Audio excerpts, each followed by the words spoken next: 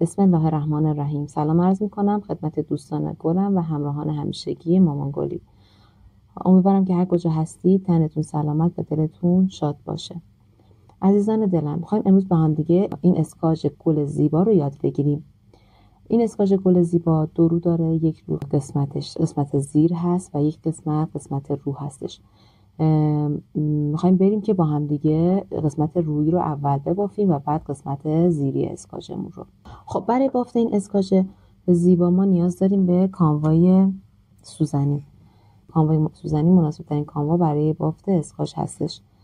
از قلاب شماره 4 میخوام استفاده بکنم و قلاب شماره 2.5 برای قلاب کمکی میخوام استفاده بکنم. برای بافت این اسکاژ ممکنه که قسمت‌هایش سخت باشه که با این قلاب بافته بشه. برای همین هم از قلاب شماره 2.5 میخوام برای کمکی استفاده بکنم. قیچی هستش و سوزن که برای وصل کردن دو قسمت به هم دیگه ما لازم داریم. خب بریم برای شروع به بافت. ما نیاز داریم به حلقه جادویی. حلقه جادویی میزنیم به این صورت. ببینید از این قسمت روبروی ضربدری که یک ضرب روی انگشتمون ایجاد میکنیم، از قسمت بالا وارد میشیم و نخ روبرویی رو میکشیم بیرون و یک زنجیره میزنیم. در ادامه ما باید 6 تا پای کوتاه داخل این حلقه جادویی ببافیم. 1 2 3 4 5 6 تا پای کوتاه هم رو که بافتم نخ حلقه جادوییم رو میکشم به این صورت و حالا میام روی پایه ابتدایی وارد میشم.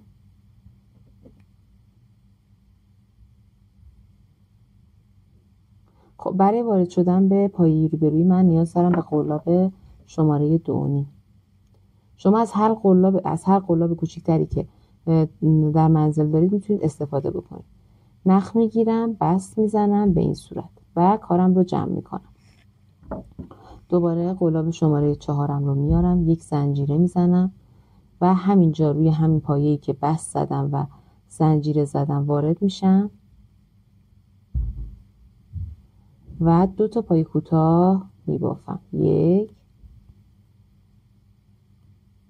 2. بعد وارد پایه بعدی میشم. ما باید در انتهای این رشت 12 تا پای کوتاه داشته باشیم. یعنی چی؟ یعنی که روی هر پایه باید 2 تا پای کوتاه ببافیم که افزایش 2 برابری رو داریم. 6 تا پای کوتاه داشتیم، در انتهای رشت 12 تا پای کوتاه داریم. روی هر پایه 2 پایه. ببینید من 2 پایه اینجا زدم الان و دوباره میرم وارد دونه بعدی میشم. 1 2. وارد دونه بعدی میشم. 1 2 و وارد دونه انتهایی میشم. 1 و 2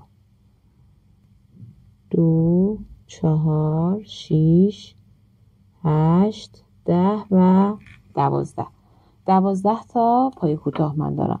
دوباره قلاب کمکیم رو میارم به این صورت. ببینید و روی پایه ابتدایی وارد میشم و یک بست میزنم به این صورت و حالا دوباره قلاب شماره 4 رو میارم، یک زنجیره همین جایی که هستم و وارد همین پایه‌ای که بست زدم میشم و ببینید یک دونه پای کوتاه میبافم.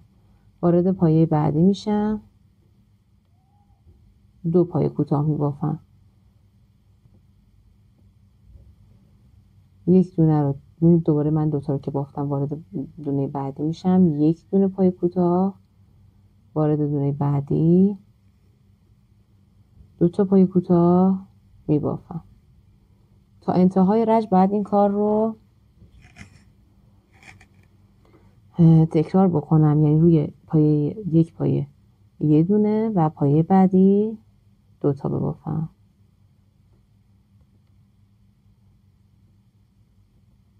روی یک پایه یک دونه، پایه بعدی 2 تا به این صورت. پایه 1 بعدی 2 1 و بعدی 2 که پایه انتهاییمون هم هست. خب حالا قلاب کوچیکترم رو میارم و میام روی پایه ابتدایی و به این صورت یک بست میزنم و در ادامه میخوایم بریم سراغ رج بعدی. یک زنجیره میزنم. من باید بافت این رجم رو توی نخهای پشتی انجام بدم. ببینید ما روی بافت کیس بافت داریم، یک نخ جلویی داریم، یک نخ پشتی، یک نخ جلویی، یک نخ پشتی. ما باید وارد نخ پشتی بشیم از همین ابتدایی ترین قسمت. ببینید من اینجا بستم رو که زدم، یک زنجیره زدم و حالا همینجا دوباره ببینید وارد میشم از این قسمت، نخ پشتی رو میگیرم به این صورت و یک نخ میگیرم و یک پای کوتاه میبافم. این رج هم مثل رج قبل هست، یک دونه رو باید تک ببافید، فقط توی نخ پشتی بافته میشه. دونه بعدی رو 2 تا میبافید، یک دونه رو تک، دونه بعدی 2 تا میبافید، یک دونه تک. ببینید من دارم داخل نخهای پشتی بافت میزنم. دونه بعدی 2 تا. خب عزیزان دلم من تا انتهای رج رو میبافم، برمیگردم انشاءالله ادامه بافت رو با هم یاد میگیریم. خب عزیزان دلم من تا انتهای این رج رو بافتم. حالا باید بیام و با قلاب کوچیک‌تر به این قسمت ابتدایی و این زنجیری که اینجا زدم یک دونه روی زنجیرم یک دونه بست بزنم به این صورت.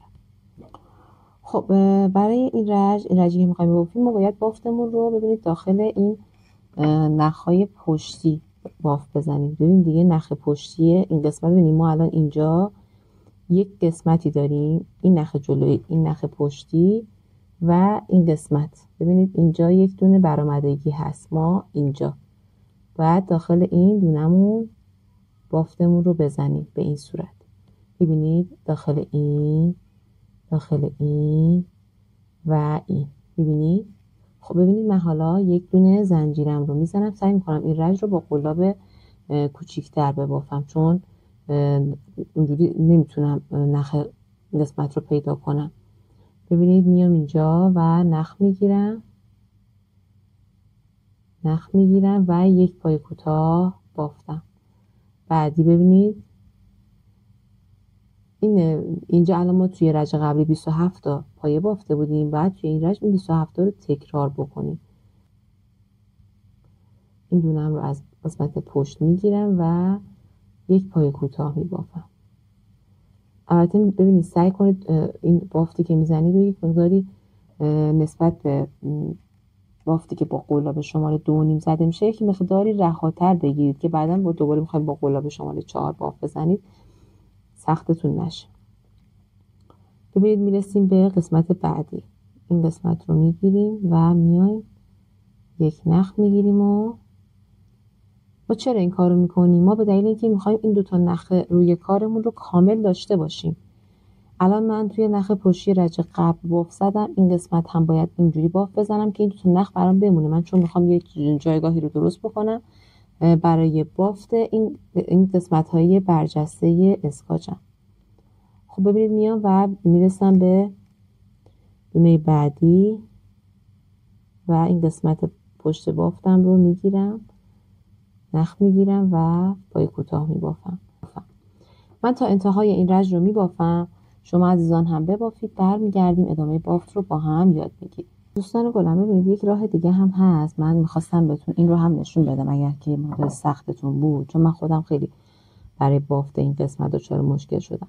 از همین سوزنی که میخوایم باهاش بافت بزنید ببینید قسمت رو انتخاب میکنید، یعنی این قسمتی که میخواید توش بافت بزنید و میاد از قسمت پایین. ببینید من اینجا الان نخ روی و نخ زیریم هست، این قسمت پشت یک دونه برآمدگی، این قسمت رو میکشم بالا باعث میشه که فضام باز بشه و راحت تر بتونم بافت بزنم. خب ببینید حالا این قسمت رو که انجام دادید نخ بگیرید و پای کوتاه ببافید به این صورت و حالا میایم روی این قسمت زنجیره ابتدای رجمون یک دونه بست میزنیم با همین قلابی هم که هستیم انجام میدیم.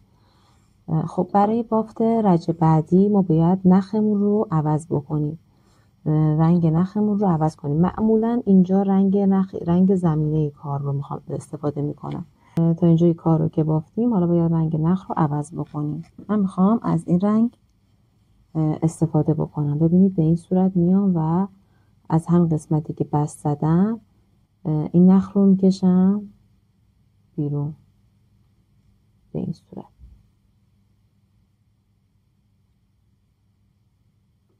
خب حالا در ادامه میخوام که بافت بزنم داخل نخهای پشتی. همین اولین دونه شروع میکنم. ببینید من این اولین دونم هست، وارد نخ جلویی این هست، نخ پشتی وارد میشم. این دوتا نخم رو هم میارم داخل بافت و مخفیش میکنم. یک دونه میگیرم و به این صورت ببینید یک پای کوتاه میبافم. وارد دونه بعدی میشم. ببینید من توی این رنگ باید دوتا رو تک ببافم، دونه سوم رو افزایش بدم.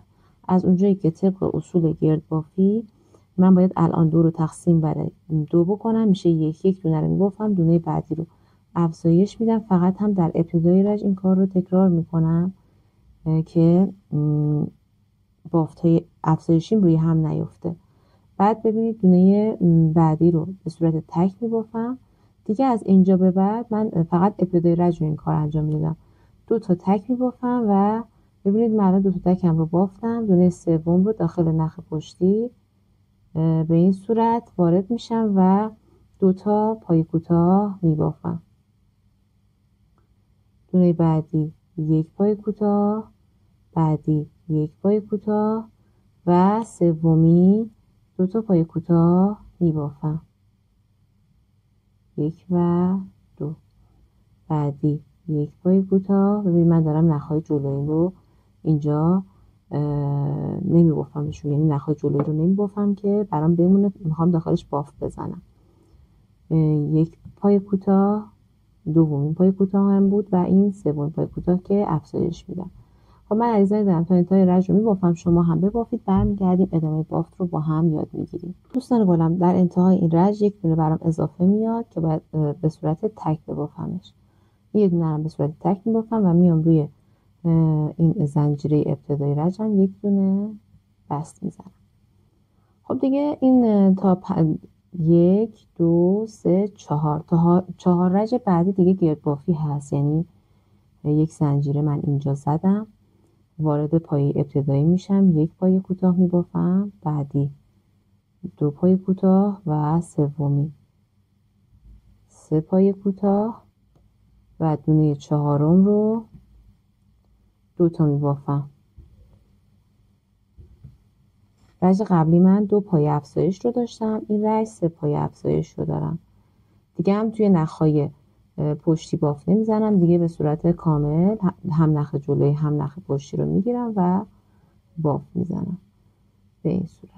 3 تا و دونه چهارم افزایشی هست، 2 تا میبافم.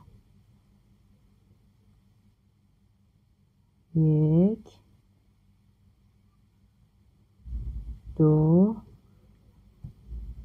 3 دونه چهارم رو 2 تا میبافم. دوستان عزیزم انشالله بریم و برگردیم ادامه بافت رو با هم یاد بگیریم.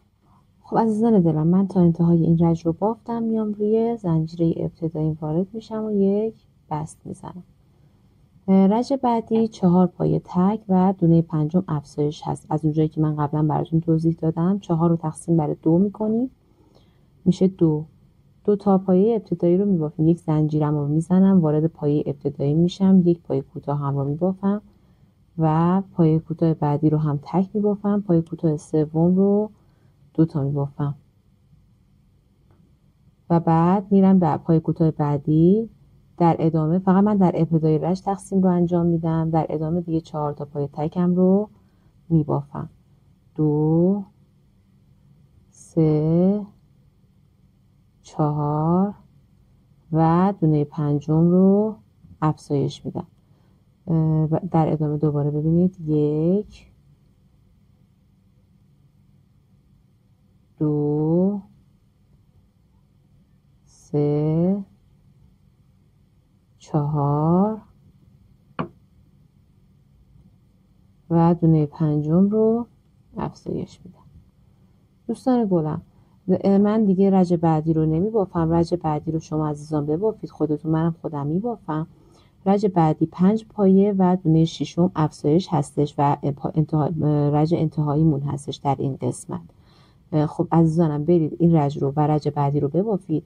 انشالله برمیگردیم ادامه بافت رو با هم یاد میگیریم. خب عزیزان دلم، من تا انتهای رج بعدی رو بافتم. حالا میام روی زنجیره ابتدایی وارد میشم و یک بست میزنم و نخ کارم رو بلند قیچی میکنم، چون میخوام این دو قسمت روی و زیری رو با این نخ وصل بکنم.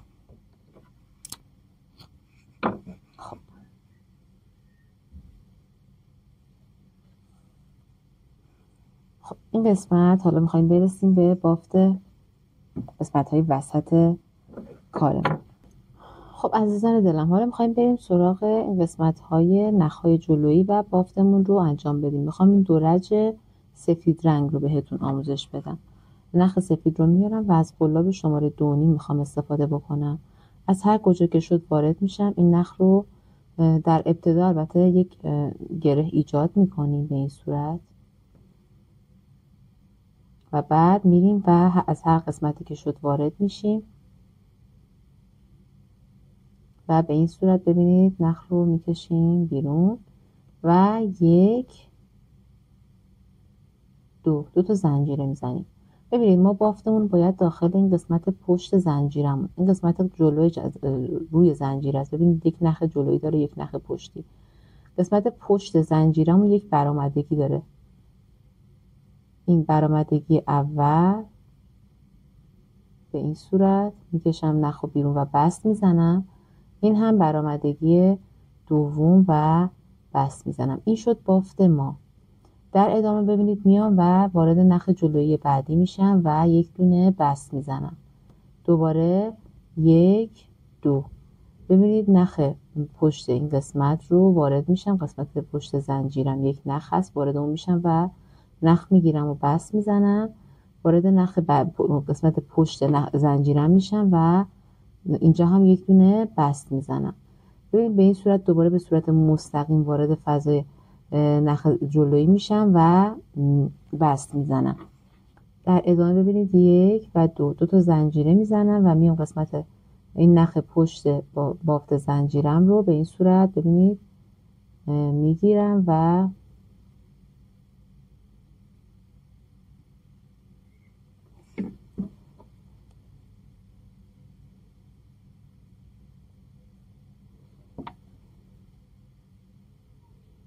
وقتی اگه سخت شد و نتونستید پیداش کنید با سوزن یک مقدار نختون رو به سمت بالا بکشید و بعد وارد اون بشید و با بست بزنید. ببینید من دوباره بستامو زدم، میام وارد نخ جلویی بعدی میشم و بست میزنم. یک و دو. ببینید دوباره نخ پشتی من الان ببینید سخت اگه بتونم پیداش بکنم این سوزن رو میارم و به این صورت نخ رو میارم جلو و به این صورت بست میزنم به این ترتیب. ببینید بافت ما داره به این صورت ایجاد میشه روی نخهای جلویی ما. این قسمت ابتداییمون هست. بذارید من بیارمش جلو. این قسمت ابتداییمون هستش که نخ جلویی هست. این قسمت یادتون میاد بهتون گفتم دوتاشو میخوایم، یعنی هم قسمت جلویی رو میخوایم، هم نخ جلویی رو میخوایم، هم قسمت نخ پشتی رو ما میخوایم. برای این گفتم بافت بعدی من این بافتی که الان اینجا با هم دیگه انجامش دادیم رج بعدی هم میفته این نخهای جلویی این قسمت این نخ پشتی میشه. ما با نخ پشتی بعدی کاری نداریم، با نخ جلویی ها کار داریم. بافت اون میاد میفته داخل نخهای جلویی این قسمت. این دو رج رو انشالله ببافید دوستان گلم. من انشالله انتهای رج دوم بهتون نحوه وصل کردن این قسمت انتهای بافت به ابتدای بافت رو هم آموزش میدم. این نخها رو هم به این صورت ببینید بیارید پشت کار. خب عزیزان دلم، من تا انتهای رج دوم بافت این قسمت سفید رنگ بافتم، فقط 2 تا دونه مون. گفتم که این دوتا رو دوباره با هم دیگه ببافیم که توضیح کاملتری رو بهتون بدم. ببینید ما اینجا که بافت زده بودیم میایم این قسمت های سفید رنگ رو در نخ جلویی اولین رجی که جا گذاشته بودیم میبافیم. بعد میرسیم به این قسمت، ببینید گیس بافت که ما داخل نخ جلویی این قسمت بافت میزنیم، نخ پشتیشو کاری نداریم. به این صورت وارد میشم و ببینید بستم رو میزنم و 2 تا زنجیره میزنم. 1 2 2 تا زنجیره زدم. ببینید این قسمتش میشه روی زنجیره هم، این قسمت میشه پشت زنجیره ها. اون فضایی که میخوایم بافت بزنیم یک دونه این هست، یک دونه هم این. گفتم که با دقت بیشتری با هم دیگه انجام بدیم که اگر کسی دچار ابهام شده برطرف بشه. وارد این نخ پشتی میشم، نخ میگیرم، بست میزنم. بعد دوباره ببینید وارد نخ پشتی بعدی میشم و نخ میگیرم و بست میزنم. به این صورت میام میرسم به دونه انتهایی. به این صورت نخ جلویش رو میگیرم، با نخ پشتیش کاری ندارم، نخ جلویی رو میگیرم و ببینید نخ میگیرم و میارم بیرون و بست میزنم. دوباره 1 2 2 تا زنجیره میزنم، میام دوباره قسمت پشت زنجیره ها به این صورت وارد میشم، وارد این نخی که پشت زنجیره ها هست میشم و نخ میگیرم و بست میزنم. بست میزنم، وارد بعدی میشم چون من 2 تا زنجیره زده بودم دیگه و دوباره بست میزنم. میرسم به این قسمت ابتدایی رجم. به این صورت ببینید میام داخل همین فضایی که وارد شدم، داخل این فضا میشم به این صورت و نخ میگیرم و بست میزنم. تمام. و یک زنجیره میزنم که کارم محکم بشه. نخ کارم رو هم قیچی میکنم به این صورت. خب در ادامه من این نخ رو باید بیارم پشت کار. این قسمت بهتون کامل میخواستم بگم که ببینید این بافت این اسکات چون به صورت دورو هست، از قسمت جلو میایم چون این 2 تا رج قبلی رو بعدی رو ما لازم داریم برای بافت گلبرگ هام. ببینید میام و نخ سفید رنگم رو میارم بیرون از اینجا. این قسمت ابتدایی رو هم آوردم و به هم دیگه نزدیکشون میکنم به این صورت. ببینید میام و از این پشت نخم رو میکشم بیرون، دوباره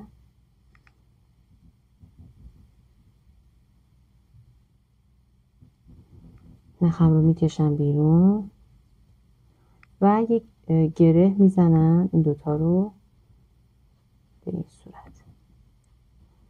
یک گره محکم میزنم و قیچی میکنم. انتهای نخم رو هم میسوزونم. خب ببینید حالا میرسیم به این. ببینید قسمت هامون به صورت کامل بافته شد و حالا میخوایم بریم سراغ گلبرگ هام. گلبرگ ها رو باید با همین رنگ صورتی رنگ ببافیم. خب ببینید من کانوای صورتی رنگم رو میارم، قلاب شماره 4 رو هم میارم. ببینید بعد بیام داخل نخهای پشتی بافت بزنم. خب از هر نقطه‌ای که بتونم شروع میکنم. ببینید من از اینجا میخوام شروع کنم. اگر احساس میکنید که قلاب رو نمیتونید رد بکنید، از این سوزن کمک بگیرید. ببینید با سوزن اینجوری نخ رو میکشیم به سمت بالا و ببینید قلاب رو داخل میکنیم. البته ما اول باید یک گره ایجاد بکنیم. یک گره میزنیم به این صورت و میایم اینجا از هر نقطه‌ای که خواستیم. ببینید من اینجا چون یک دونه رو آوردم به سمت بالا، میام از همونجا شروع میکنم. داخل نخهای پشتی بافت میزنید به این صورت. ببینید ما اینجا یک نخ جلویی داشتیم که این قسمت سفید رنگ رو بافتیم، یک نخ پشتی که اینجا برامون مونده. توی این دورج ما باید گلبرگ هامون رو بافت بزنیم. این رج ابتداییمون هستش که داریم با هم میبافیم. بعد دیگه انشالله رج بعدی رو هم با هم دیگه یاد میگیریم. ببینید میام نخ میگیرم و بست میزنم به این صورت. حالا 1 2 3 4 5 6 7 و 8 تا زنجیره میزنم. 2 تا زنجیره ابتدایی رو رها میکنم. از زنجیره سوم شروع به بافت میکنم. 1 پای کوتاه، 2 پای کوتاه، 3 پای کوتاه، روی هر زنجیره 1 پای کوتاه، 4 5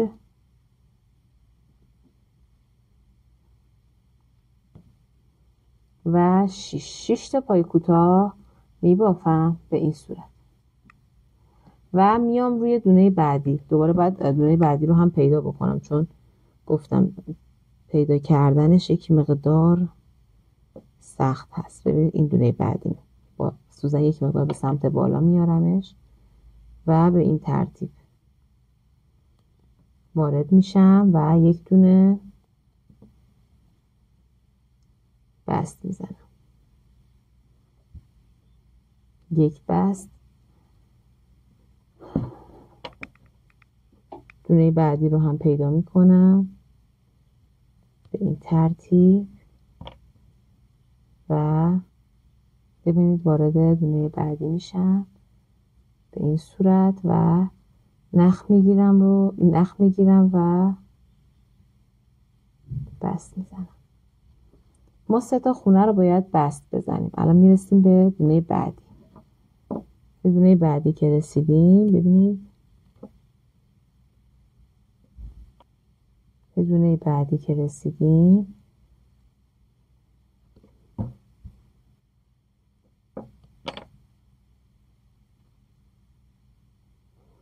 به دونه بعدی که رسیدیم به این صورت ببینید بست میزنم. 3 تا رو که بست زدیم به این صورت، ببینید ما اول پس چیکار میکنیم؟ بست میزنیم، میایم 8 تا زنجیره میزنیم که الان اینجا با هم انجام میدیم و بعد روی 6 تا زنجیرهش پای کوتاه میبافیم.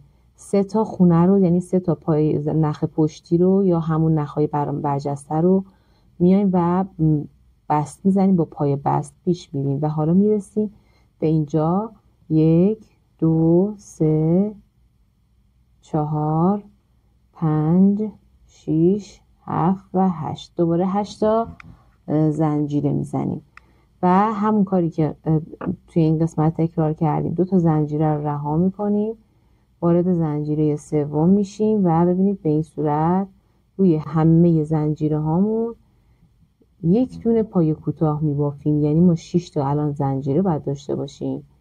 روی 6 تا زنجیرمون روی هر زنجیره 1 پای کوتاه میبافیم به این صورت. 5 و 6. دوباره ببینید میایم و خونه بعدی رو پیدا میکنیم. دونه بعدی رو پیدا میکنیم به این صورت، با سوزن میکشیمش و به این صورت وارد میشیم و پای بست میزنیم. 3 تا دونه رو به این صورت ما پیش میریم. این دومی و اینم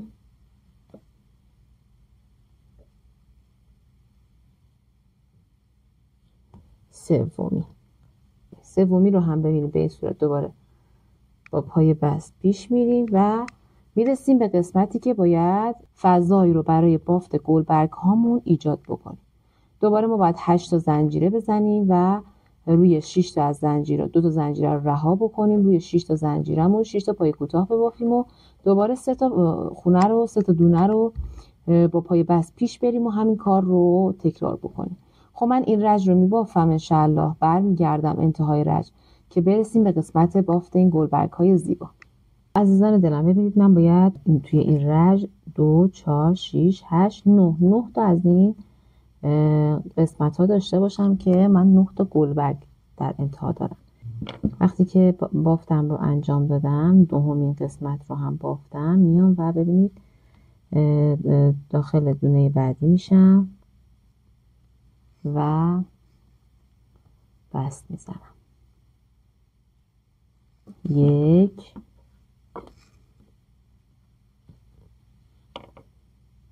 2 و 3.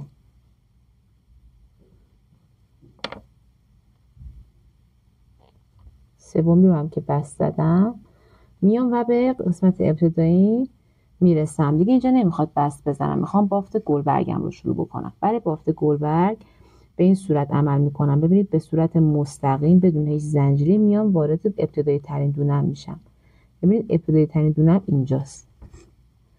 اینه، این 1 2 3 4 به ترتیب میام و وارد دونه ابتدایی میشم بدون هیچ زنجیره‌ای. ببینید وارد دونه ابتدایی میشم، نخ میگیرم و یک پای کوتاه میبافم.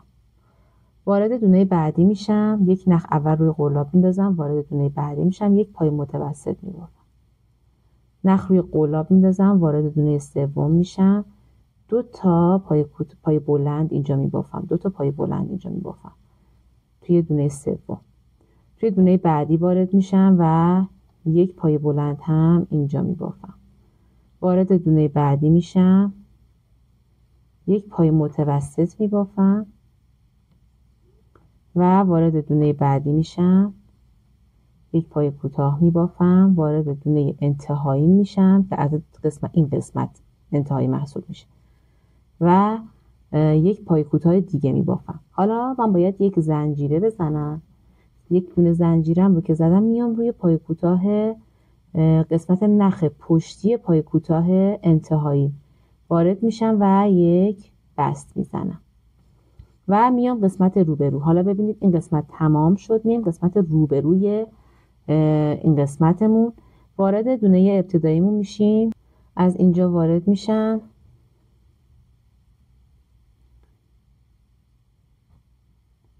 یک پای کوتاه وارد دونه بعدی میشم.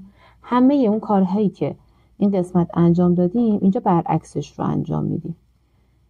ببینید اینجا دوباره یک پای کوتاه دیگه، یعنی 2 تا پای کوتاه، یک نخ روی قلاب وارد دونه بعدی میشیم، یک پای متوسط، یک نخ روی قلاب وارد دونه بعدی میشیم، یک پای بلند، یک نخ روی قلاب وارد دونه بعدی میشیم، 2 تا پای بلند میبافیم، 1 2، یک نخ روی قلاب وارد دونه یک دونه آخر و پای متوسط.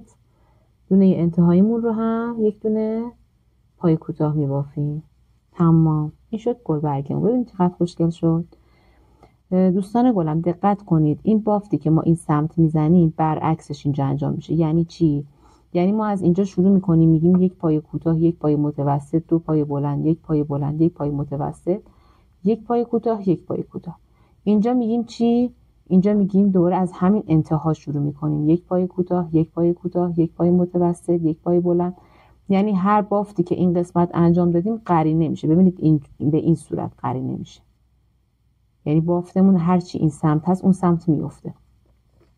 و حالا میریم سراغ این قسمت. ببینید ما اینجا 3 تا بست زدیم. 1 2 3. وارد بست وسطیمون میشیم به این صورت. وارد بست وسط به سختی البته میشه. بذارید من دوباره این سوزنمو بیارم. وارد بست وسطی میشم به این ترتیب و اینجا یک پای بست میزنم، دوباره یک بست میزنم، یک بست. ببینید به این صورت بدون دوباره زنجیره و بدون هیچ بستی. من اینجا که بستمو زدم مستقیم میام تو دونه ابتدایی اینجا وارد میشم، یک دونه پای کوتاه. ببینید وارد دونه بعدی میشم، یک پای متوسط، وارد دونه سوم میشم، 2 تا پای بلند، 1 2، وارد دونه بعدی میشم، 1 پای بلند، 1، وارد بعدی، 1 پای متوسط،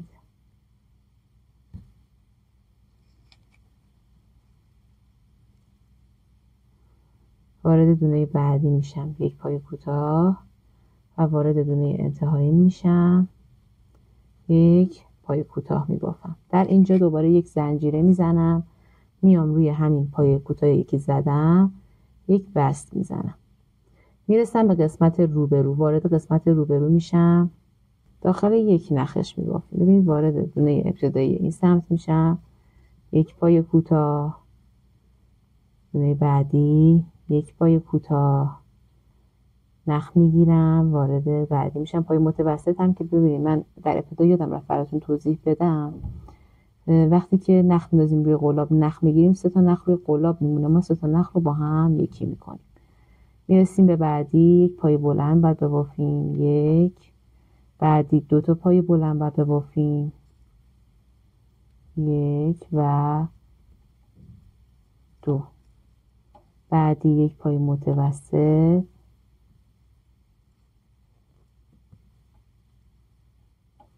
و در انتها هم ببینید دونه انتهاییم هم 1 دونه پای کوتاه میبافم و میام میرسم به این قسمت میانی.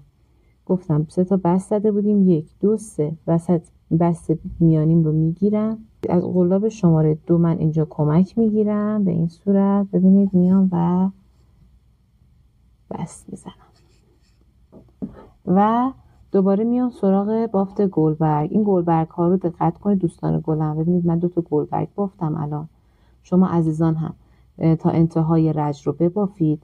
9 تا گلبرگ داریم، هم توی این رج هم توی رج بعدی 9 تا گلبرگ داریم که اگه دقت کنید به این صورت بافته میشه و ببینید چقدر زیبا شد. این قسمت رو که تموم بکنیم، قسمت گلبرگ ها رو دیگه، باید بریم قسمت پشت اسکاژمون رو هم ببافیم. خب پس شما عزیزان دلم تا انتهای این رج رو ببافید، منم میبافم، برمیگردیم. فقط ابتدای بافت رج بعد رو بهتون بگم، چون باید ابتدای بافتش بین 2 تا، ببینید این بعد بین 2 تا گلبرگم بیفته. میریم و برمیگردیم ادامه بافت رو با هم یاد میگیریم. خب دوستان گلم ببینید من تا انتهای این رج رو بافتم، همه گلبرگ هامو بافتم، حالا اومدم بست انتهاییم رو زدم، میام روی این قسمت ابتدایی پای کوتاه ابتدایی وارد میشم و 1 دونه هم اینجا بست میزنم و به این صورت ببینید، چون اگه من این بست رو نزنم گلبرگ هام از هم فاصله میگیره و ببینید نخم رو به همین صورتی که هست میکشم میارم رو نخ جلویی این قسمت پشت، نخ جلویی این قسمت نخم رو میگیرم و میارم پشت. با قلاب شماره 2 این کار کردم و این نخ اومد این پشت. حالا من میخوام ادامه بافت رج بعدیم رو داخل این قسمت ها، ببینید این نخهای جلویی که داخل رج قبل هست، من این نخم رو هنوز مخفی نکردم، من این نخهای جلویی که ببینید توی رج بعدی هستش، من باید داخل این رج بعدی گلبرگ هامو ببافم. این قسمت میشه خودش رو وسط 2 تا گلبرگ. پس ما باید اینجا چیکار کنیم؟ یه دونه گلبرگ دیگه ایجاد کنیم. 3 4 5 6 7 و 8 تا زنجیره که زدم، 2 تا زنجیره رو رها میکنم و روی زنجیره بعدی شروع میکنم به بافت. دوباره من اینجا 6 تا پای کوتاه میبافم، یعنی روی هر زنجیره 1 پای کوتاه میبافم. این توضیح رو قبلا دادم ولی خب چون میخوام یک بار دیگه بهتون نشون بدم باز هم توضیح رو میدم. ببینید میرسیم به زنجیره انتهایی و روی اون هم میزنیم. من 6 تا پای کوتاه بافتم. حالا میخوایم بریم سراغ این قسمت هایی که میخوایم پای بست بزنیم. ببینید این قسمت ها، ما این نخهای جلویی رو بهتون از نزدیک نشون بدم. اینها نخهای جلویی هستن. من این با قلاب کوچیک‌تر این کار رو میکنم. میام و ببینید نخ جلویی بعدی رو میگیرم و یه نخ میگیرم و بست میزنم. دوباره ببینید نخ جلویی بعدی رو میگیرم و بست میزنم. این کار رو همون اندازه‌ای که برای رج قبل انجام دادیم برای این رج هم انجام میدیم. نخ جلویی بعدی رو میگیرم و بست میزنم. خب دوستان گلم، من رسیدم به قسمت بین دو تا گلبرگ بعدیم به این صورت. ببینید و حالا دوباره میخوام گلبرگ ایجاد کنم. 3 4 5 6 7 و 8. 8 تا زنجیره زدم. دوباره میام از 2 تا زنجیره رو رها میکنم و روی 6 تا زنجیره بعدی روی هر کدوم یک دونه پای کوتاه میبافم.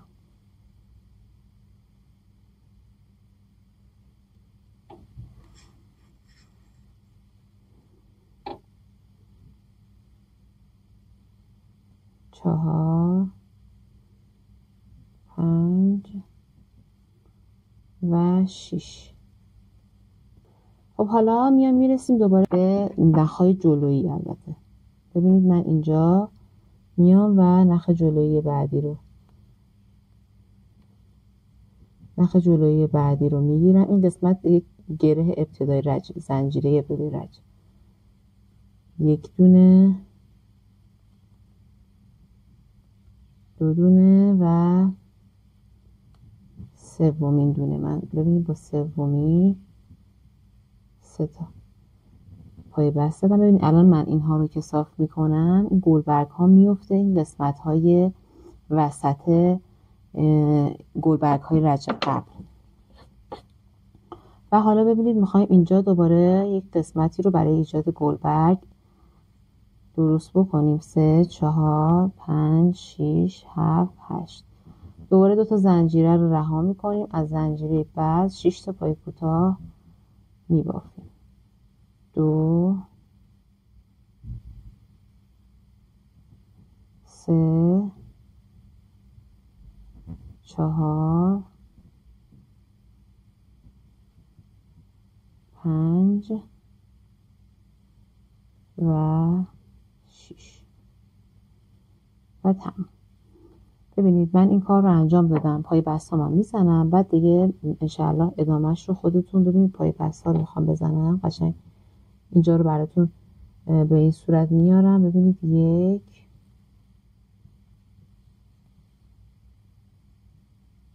2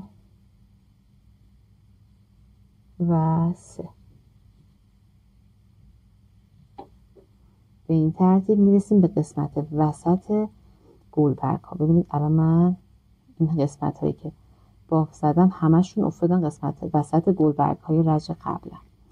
خب عزیزان دلم تا انتهای رج بعد رو ببافید. گلبرگ ها رو هم مثل همین قسمتی که بهتون آموزش شدم ببافید. توضیح اضافی نداره. همین گلبرگ هایی که اینجا بافته شده فقط اونجا من می‌خواستم توضیح بدم که باید حتما گلبرگ ها قسمت ما بین دو تا گلبرگ رج اولتون قرار بگیرن. این بافت رو که انجام دادیم انشاءالله میخوایم با هم دیگه برسیم به قسمت پشت اسکاج. خب من اینو میذارم فعلا کنار. بریم قسمت پشت اسکاج رو هم با هم دیگه تا یه جایی ببافیم. بعد انشاءالله برمیگردیم و من که انشاءالله اینو کامل میکنم. قسمت زیری اسکاج رو هم با هم دیگه میبافیم و تکمیل کردنش میمونه. من یک حلقه جادویی ایجاد میکنم. حلقه جادویی که ایجاد کردم یک ضربدر ایجاد میکنم. از قسمت بالای ضربدر روبروش رو میگیرم و یک زنجیره میزنم. و حالا من داخل این حلقه باید 7 تا پای کوتاه ببافم. 1 2 3 4 5 6 و 7. 7 پای کوتاه هم رو که بافتم قلاب کوچیک‌ترمو میارم چون میخوام وصل بشم به نخ حلقه جادوییم رو اول محکم میکشم. این قسمت وسطش باز نمونه. با قلاب کوچیک‌تر میام و روی دونه ابتدایی میرم به این صورت. ببینید بست میزنم و کار رو جمع میکنم. با قلاب بزرگتر شروع به بافت میکنم. میام و روی هر پایه توی این رج 2 پایه میبافم. این نخ رو هم داخل کار مخفی میکنم. ببینید 1 2 روی هر پایه‌ای که الان من اینجا ببینید بست رو زدم، ولی روی همون قسمتی که بست زده بودم خب یک پایه بود، من روی اون پایه باید 2 تا پایه کوتاه ببافم. دوباره ببینید پایه بعدی وارد میشم و الان ممکنه دوستان عزیزی باشن که بگن این رنگ رو ما نمیتونیم ببینیم. دوستان گلم ببینید رنگ دیگه رو نمیتونستم استفاده بکنم چون رنگ سبز رو میخواستم. توضیح گردبافیش رو براتون نوشتم، توضیح گردبافی رو هم که قبلا هم توضیحش رو به صورت کامل دادم، فقط به صورت نوشتاری براتون نوشتم. بعد بر اساس اون نوشتار هم میتونید ببافید. گردبافی ساده هست، یعنی هیچ کار سختی نیست. عزیزان دلم نگران نباشید، میتونید این اسکاچ خیلی زیبا رو ببافید. بعد این الان ببینید من رج دوم هستم، روی هر پایه 2 پایه بافتم طبق اصولی که با هم دیگه یاد گرفتیم. یعنی دوباره ببینید قلابمون رو عوض میکنیم، میتونید با همون قلاب همین کار انجام بدید. میرسم به پایه ابتدایی وارد میشم و به این صورت بست میزنم. رج بعدی ببینید ما باید گردبافیمون به این صورت باشه که الان من یک زنجیره میزنم وارد همین پایه‌ای که روش بست زدم میشم، یعنی کنار همین زنجیرم وارد میشم و یک پایه کوتاه میبافم. وارد پایه بعدی میشم و 2 پایه کوتاه میبافم. وارد پایه بعدی میشم، یک پایه کوتاه، پایه بعدی 2 پایه کوتاه. این اصلش هستش عزیزان دلم. ببینید یک پایه کوتاه، 2 پایه کوتاه.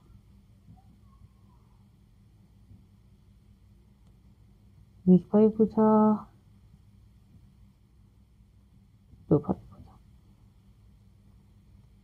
ببینید تا انتهای این رج رو به همین صورت میبافیم. این پشت کار رو اگه دقت بکنید 1 2 3 4 5 6 7 8 و 9 رج بافته شده.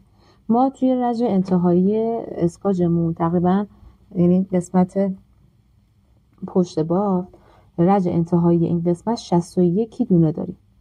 ما باید جوری بافت بزنیم که این 61 دونه با این بافتی که ما انجام میدیم بتونیم دوخت بزنیم. پس باید چه کار بکنیم؟ من این قسمت رو تا قسمتی که 7 پایه تک و دونه 8 افزایش هستش انجام میدم. یعنی چی؟ 7 پایه تک و دونه 8 افزایش یعنی چی؟ یعنی که الان اینجا ما 1 پایه تک بود، دونه بعدی افزایش بود. رج بعدی 2 پایه تک، دونه سوم افزایش. رج بعدی 3 پایه تک، دونه بعدی افزایش. رج بعدی 4 پایه تک، دونه پنجم افزایش. رج بعدی 5 پایه تک، دونه ششم افزایش. رج بعدی 6 پایه تک، دونه هفتم افزایش و رج بعدی 7 پایه تک، دونه هشتم افزایش هستش. اصلا هم نگران نباشید که مثلا بگید نه این از اون بزرگتر میشه روی هم نمیفته. نه، من این قولو بهتون میدم که هم کارتون قشنگ میشه هم زیبا. اصلا نگران نباشید. ما تا انتهای اون قسمت رو، یعنی تا رج براتون بذاریم من به صورت عددی بگم 1 2 3 4 5 6 7 8 9 تقریبا 9 رج ما میبافیم و رج نهم. ببینید من الان 1 2 3 رج 3 با هم دیگه. به غیر از این 3 رج من باید 6 رج دیگه ببافم. وقتی که 6 رج رو بافتیم و تموم شد، شما عزیزان هم ببافید. برمیگردیم قسمت‌های برگ گلمون رو با هم میبافیم. خب عزیزان دلم ببینید من 9 رج رو بافتم.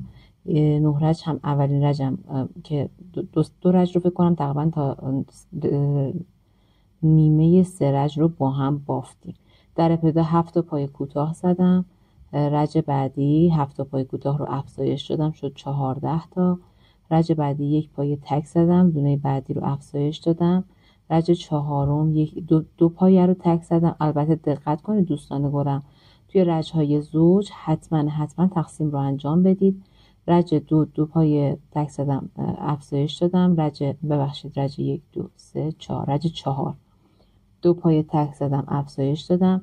رج 5 3 پایه تک زدم، چهارمی رو افزایش دادم. رج 6 4 پایه رو تک زدم، دونه پنجم رو افزایش دادم. رج 7 5 پایه رو تک زدم و دونه ششم رو افزایش دادم. رج 8 6 پایه رو تک زدم و دونه هفتم رو افزایش دادم و رج انتهایی و رج نو هم 7 پایه رو تک زدم و دونه 8 رو افزایش دادم دوستان گلم. خب حالا میخوایم بریم سراغ بافت این قسمت های برگ. ببینید این برگ های خوشگل رو میخوایم با هم دیگه ببافیم. خب اول از همه من یک زنجیره میزنم و کارم رو برمیگردونم. ببینید این پشت کار هستش و من باید داخل نخ پشتی از این سمت میشه نخ جلویی باید بافت بزنم.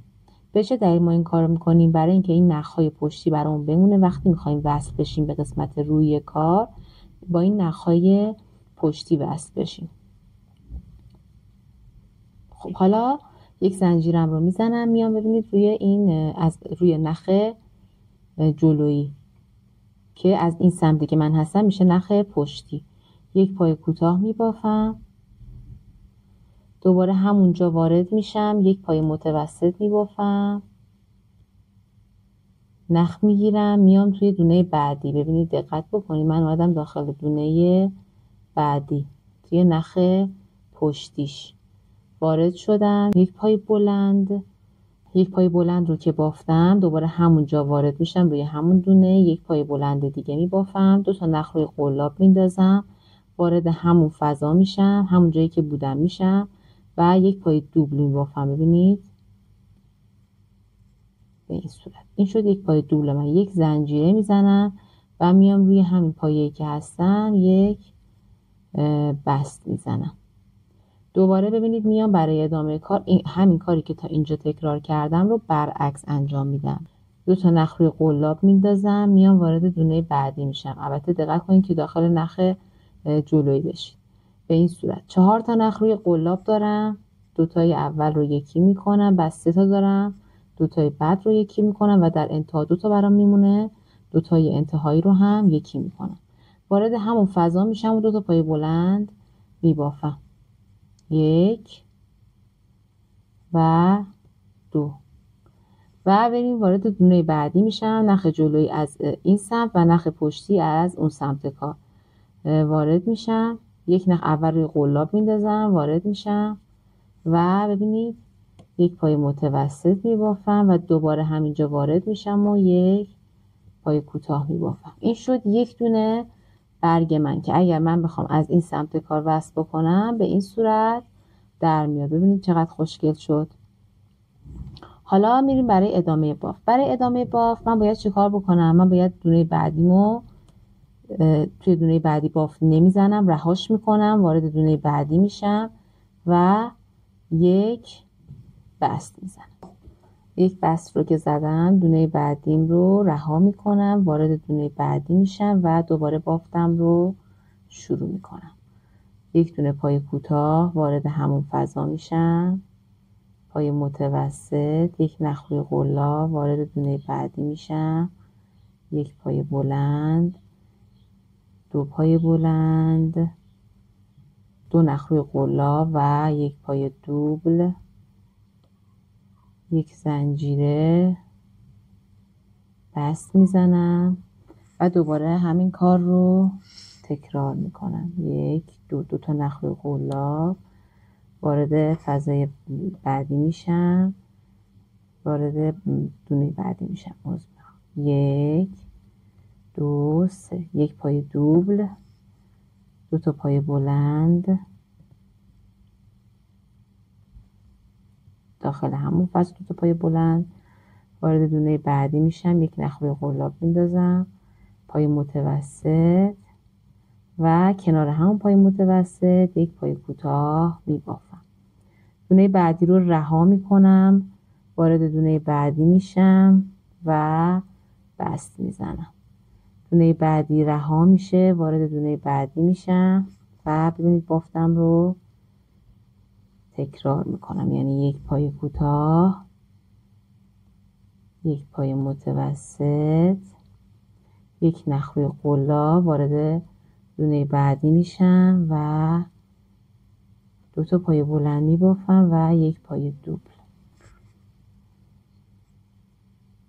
2 پای بلند و حالا یک پای دوبل، 2 تا نخ روی قلاب وارد میشم، 4 تا نخ دارم، 2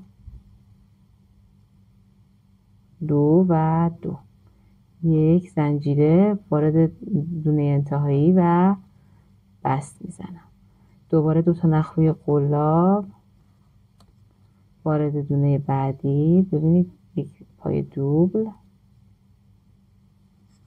و کنار همون پای دوبل 2 تا پای بلند میبافم.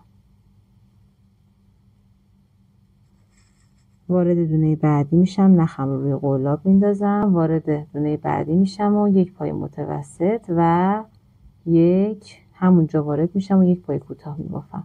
دونه بعدی رو رها میکنم، وارد دونه بعدی میشم و ببینید یک بست میزنم. بعد دونه بعدی رو رها میکنم، وارد دونه بعدی میشم و بافت برگم رو انجام میدم. ببینید من تا اینجا تونستم 3 تا برگ خوشگل درست بکنم. خب دوستان گلم، شما عزیزان هم ببافید، منم میبافم. در انتهای انشاءالله این رج برمیگردیم و نحوه وصل کردن این قسمت رو به این قسمت بهتون یاد میدم. خب عزیزای دلم، ببینید من تا انتهای این رج رو بافتم، بستم رو زدم، یک دونم رو رها میکنم، میام روی دونه ابتدایی همون جایی که زنجیر زدم، از قلاب کوچیک‌تر میخوام استفاده بکنم، میام روی همون زنجیره ابتدایی که زدم به این صورت وارد میشم،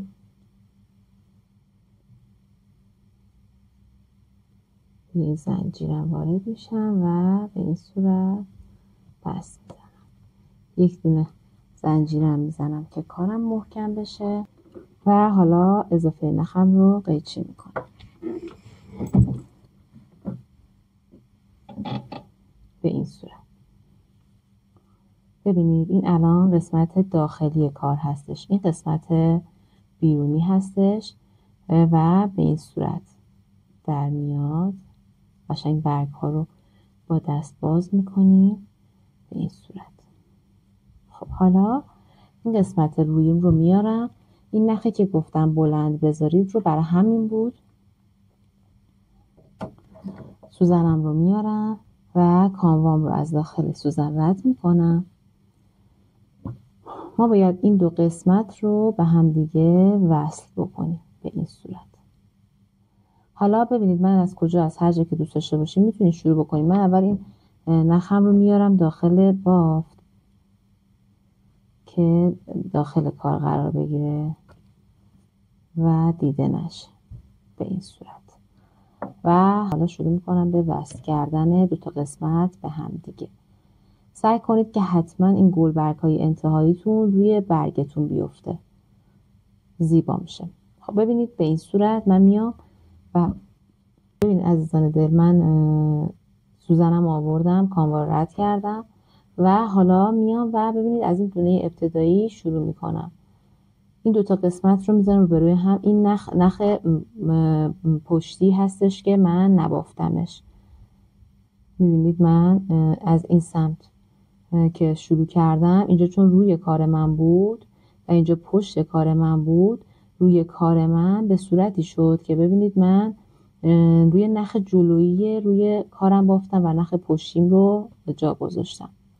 خب ببینید من این سعی میکنم گلبرگام روی هم بیفته، با روی برگم با هم دیگه یک جا بیفته. برای همینم وسط الان من چون این قسمت گلبرگم وسطش این قسمت هست، پس وسط برگم اینو قرار میدم.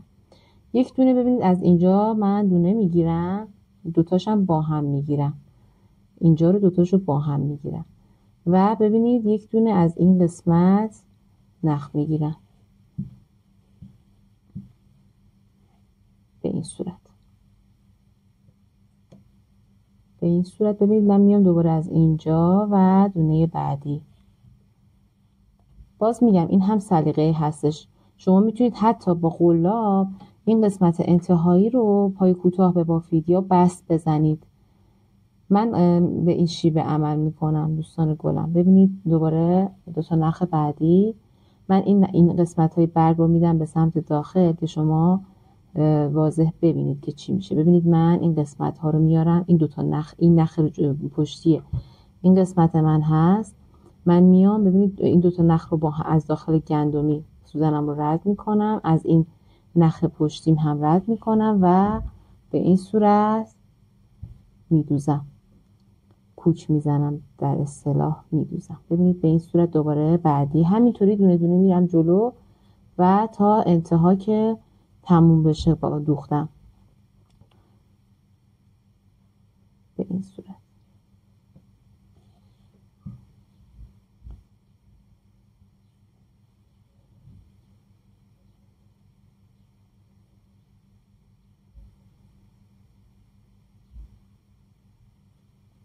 ببینید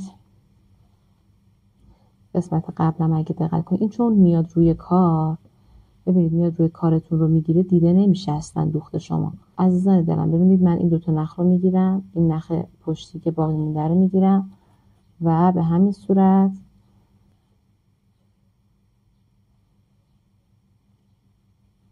من یه چند تا دیگه براتون میدوزم، بعد انتهای کار رو بهتون نشون میدم. به این صورت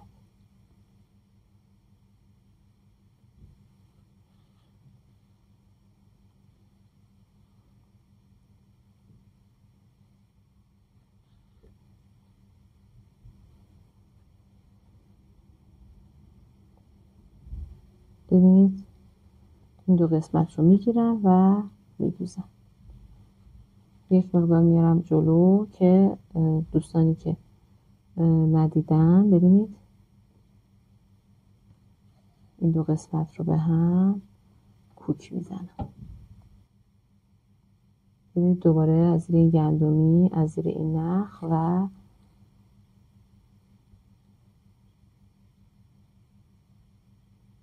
به این صورت. من دیگه تا اینجای کار کافی میدونم، بقیهش رو من میدوزم. ببین الان این دوتا این قسمت ها که روی هم قرار میگیره خیلی زیبا میشه و پشت کارتون هم بسیار تمیز و زیبا در میاد.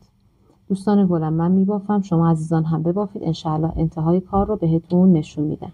خب عزیزان دلم همینطور که مشاهده میکنید من اسکاچ زیبام رو بافتم، قسمت های انتهاییش رو هم ببینید به این صورت کوک زدم، تموم شد، وصل شدم.